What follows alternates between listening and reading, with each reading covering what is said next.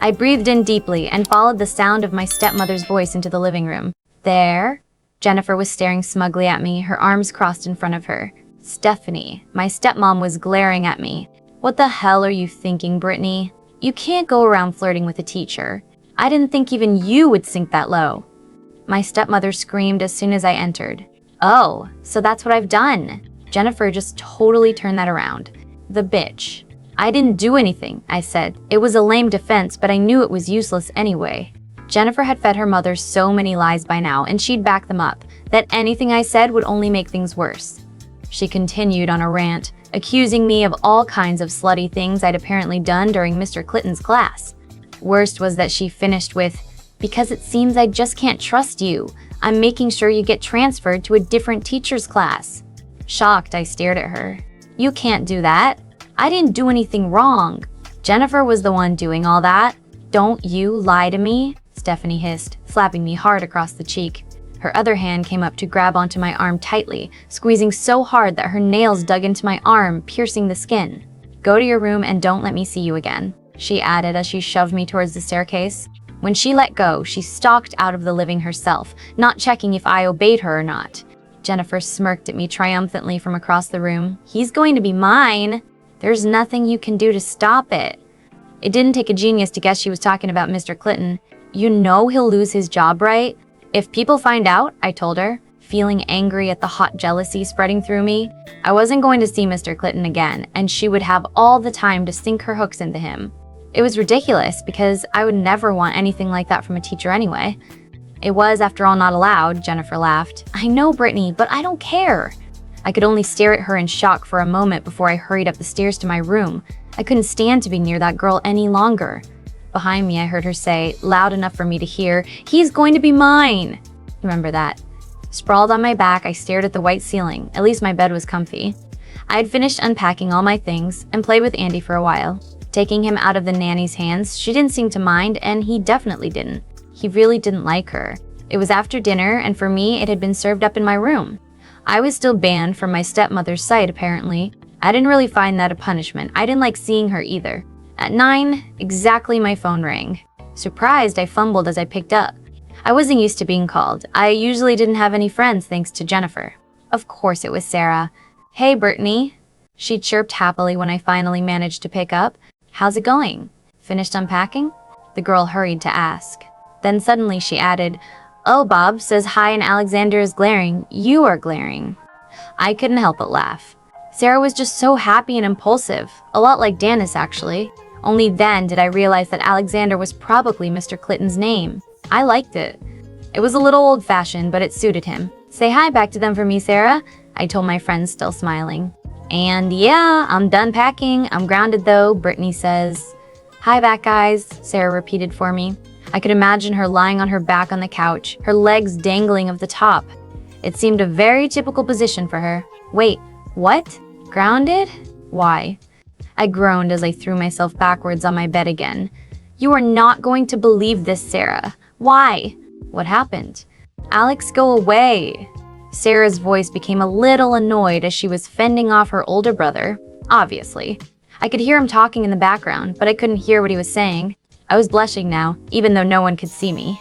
The object of the reason for my grounding was right there. He might even be able to hear me talk. This was embarrassing. I got grounded because apparently I was flirting with your brother," I told Sarah as softly as possible in the hope that Alexander couldn't hear. "What? You didn't flirt with Bob. What are you talking about?" Sarah said loudly though, and I really wanted to hit her on the head. Groaning again, I buried my face in my pillow. "Sarah, the other brother." "Oh, well, you weren't flirting with him either. In fact, you were the only one not flirting with him today. Much to his disappointment, I might add." "Ouch, Alex. That's not nice. Can you believe that Brittany, my own brother and legal guardian, just totally hit me?"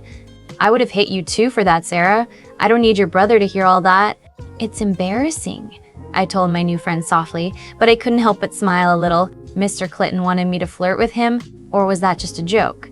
"Oh, I'm sorry, Brittany. Let me get outside, but really I don't understand why you're grounded." There was some muffled noise, then some angry comments towards her brothers, and then finally, the sound of a door slamming shut. "There, now they can't hear a thing. Now spill?" Sarah sounded a little out of breath. Jennifer told my stepmom that I was flirting with him. That's all really. She just totally told her mom that I did pretty much everything she was doing. Oh, and I'm not just grounded. My stepmom is gonna get my schedule rearranged so I won't have English from Mr. Clitton. I couldn't help but sound sad as I said that. Obviously, Sarah caught on to it. Or maybe she just thought I was sad I wouldn't have that class with her anymore. That bitch? She's not gonna get away with that, hun, I promise.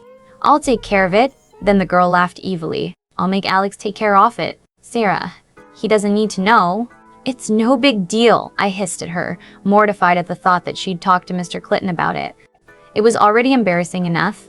We talked a while longer about all kinds of things, but then I had to hang up hurriedly. My stepmom was coming up the stairs, or maybe it was Jennifer. One or the other, because I could hear the clicking of heels. Shortly after I'd hung up and stuffed my phone underneath my pillow, my door swung open. It was my stepmother. She was smiling smugly. You can pick up your new schedule tomorrow morning. Don't let me hear any more about this. Got it? She slammed the door shut on her way out, swaying her hips as if a man was watching her. Maybe there was. You never knew when she took a date home with her. After all, my dad was already away on business again. The dith, the most of our driders and the introvert, despite the fact that it was still nice weather. Stephanie's long nails and bruising grip from the night before had left a dark bruise on my left arm, including a few gauges where her nails had cut the skin. At least you couldn't really see where she hit me in the face. At the most, my right cheek was a little more red than the left. Nothing a little makeup couldn't fix, though. When I came downstairs, my little brother was already in the kitchen, happily eating the pancakes the nanny had made for him. It seemed she'd finally done something right in his book. I smiled at the woman as she handed me a plate of pancakes as well. They were absolutely delicious. I could see why Andy liked her better now. After that, I made my way down to the garage to greet Dennis. He was leaning against the car with a smile on his face. He hugged me good morning enthusiastically. Hey, beautiful. I shook my head. Save that one for Jennifer. She'll like it. Shortly after Jennifer arrived, she seemed in a really good mood, and it wasn't hard to guess why.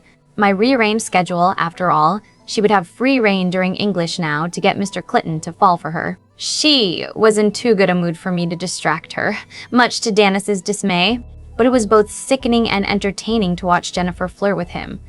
When we arrived at school, I waited for Jennifer to get out and gather the crowd around her. I didn't need to get caught up in that. It would probably result in a fight between me and her. She really liked to make fun of me in public. Dennis said goodbye to me when I got out, wishing me good luck facing the day. It felt like I would need it. As soon as I got out of the car, I was tackled into a hug by Sarah. There you are. You took your own sweet time getting out of that car. You hiding some hot guy in there?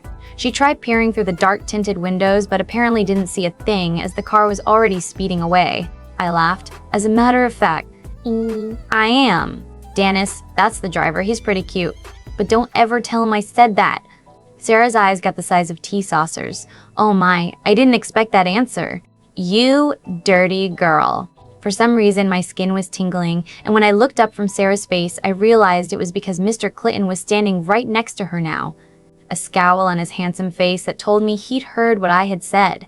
I was immediately blushing. Oh shit, why did I say something like that? That was more Jennifer's thing to say anyway. They're all assuming I was doing something with Dennis now. Dennis and I are just friends, you know? He's the driver. I only see him when he drives us here and when he picks us up. I tried to explain more for Mr. Clitton's benefit than Sarah's.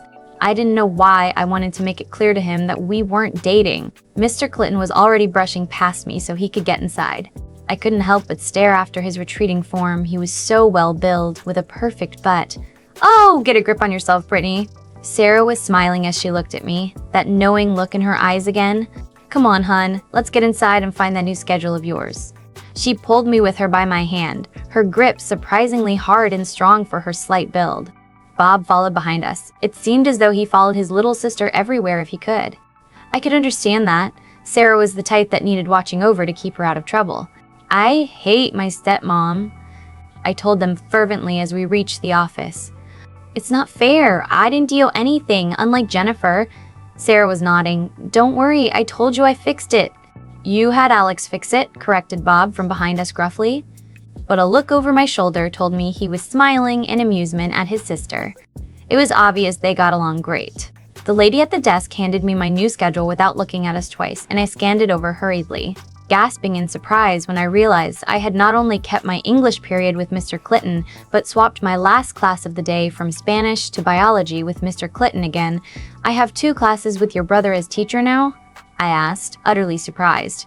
Biology, which I had before Spanish with Mr. Clayton, instead had been completely boring and horrible. But this was worse. "This can't be right. You have to change this. They're going to kill me when they find out," I squeaked, already imagining the explosive reaction from my stepmother and stepsister. It was definitely going to hurt. "Why?" "It's perfect. That last class is without Jennifer, so she can't tell on you if you do flirt with him." "See? Perfect," Sarah exclaimed happily. "Why does he teach both bio and English?" "It doesn't make sense," I exclaimed. "Who's going to kill you, Brittany?" interrupted Bob, his sister. He at least had picked up on my panic now. My stepmom and sister, of course. "They're not gonna like this at all." "Oh, don't be such a wuss. It'll be fine eventually. Come on. We're gonna be late." Sarah waved my complaints away. I was really dreading 3rd period. It would mean I got to see Mr. Clitton again and that I didn't mind. I was almost dying to get another look at him. But it meant Jennifer would realize her scheming hadn't worked as well. As 2nd period with Bob ended, however, I found myself hopelessly lost again. Because I wanted to postpone Jennifer noticing, I still had the same English class I had ducked into another corridor. Stupid, very stupid idea. Now I was running late. Again.